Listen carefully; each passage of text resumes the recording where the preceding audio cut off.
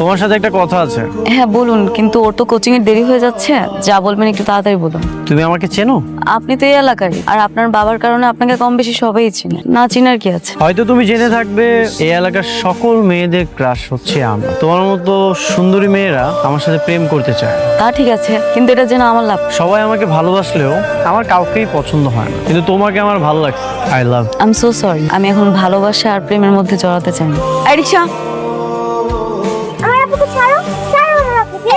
তুমি আমাকে রিজেক্ট করেছো, পরিণাম কি হতে পারে তোমার কোনো ধারণাই নেই। বাহ, তোমার চোখ, তোমার ঠোঁট অনেক মায়াবী। তোমার কিন্তু আমার অনেক ভালো লাগছে।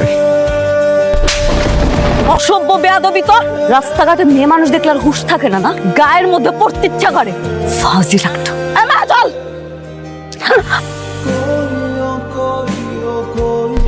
তুই কি ভেবেছিস তুই আমার অন্য ধরে টান দিবি আর আমি লজ্জায় গুটিয়ে যাব?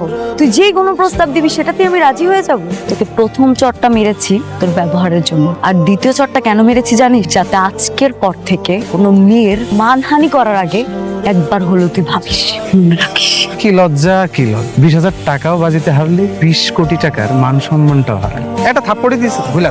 ওর আমি এমন অবস্থা করব, ওর পরিণাম অনেক ভয়াবহ হবে। এমন ভাবে জবাবটা দিব সারা জীবন মনে রাখবে।